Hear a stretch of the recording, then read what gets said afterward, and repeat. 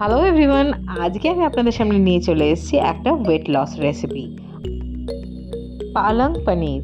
এটা করতে আপনার লাগবে পেঁয়াজ, রসুন, আদা, লঙ্কা আর কিছুটা সেদ্ধ করা পালং শাক। এখানে আমি এক আটি পালং শাককে প্রথমে একটু সেদ্ধ করে নিয়েছি আর পনিরগুলোকে সাদা তেলে ভেজে নিয়েছি অল্প নুন দিয়ে।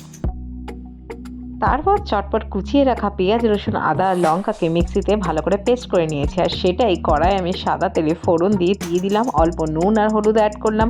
ওয়েট করবো যতক্ষণ না একটু অল্প ব্রাউন কালার হচ্ছে। তারপরে আমার পেস্ট করে নেওয়া সেদ্ধ পালং শাকটা এর মধ্যে দিয়ে কিছুক্ষণ নাড়াচাড়া করতে হবে এবং এটাকে পারলে একটু চাপা দিয়ে ভাপে তৈরি করে নেবেন। তারপর তাতে পনিরগুলো অ্যাড করে দিন, ওপরে দিয়ে দিন একটু মাখন আর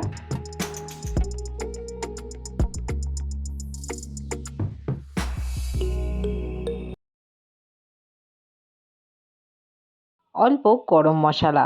এই রেসিপিটা কিন্তু যেমন হেলদি তেমনই টেস্টি। বাচ্চারাও কিন্তু এই রেসিপিটা খুব ভালোবাসে, তাই চটপট বাড়িতে এটা ট্রাই করে ফেলুন। স্কিনের জন্য উচ্ছে কিন্তু খুব উপকারী, বাট সবসময় উচ্ছে ভাজা খেতে ভালো লাগে না, তাই এই রেসিপিটা। এখানে প্রথমে কি কি ইনগ্রিডিয়েন্টস লাগছে। প্রথমে কড়াতে দেখতেই পাচ্ছেন উচ্ছেটাকে সেদ্ধ করে নিলাম, তারপরে সেটাকে আমি ভেজে নিলাম সর্ষের তেলে। সেই ভাজা তেলের মধ্যেই শুকনো লঙ্কা ফোড়ন দিয়ে দিলাম আর আবার কেটে রাখা একটা গোটা পেঁয়াজ তাতে ভেজে নিলাম। তারপর এক এক করে আদা বাটা, রসুন বাটা আর কাঁচা লঙ্কার সাথে নুন আর হলুদ দিয়ে এটাকে নাড়ানাড়ি করে তারপরে একটু কিচেন কিং মশলা দিয়ে নিয়েছি।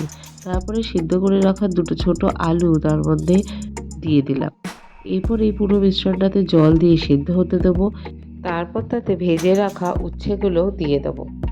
লাস্টে গরম মশলা দিয়ে নামিয়ে নিন, আপনার উচ্ছে কোপ্তা রেডি। না ট্রাই করলে এই রেসিপিটা যে কতটা টেস্টি বুঝবেন না।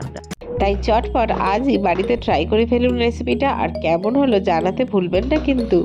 Thank you.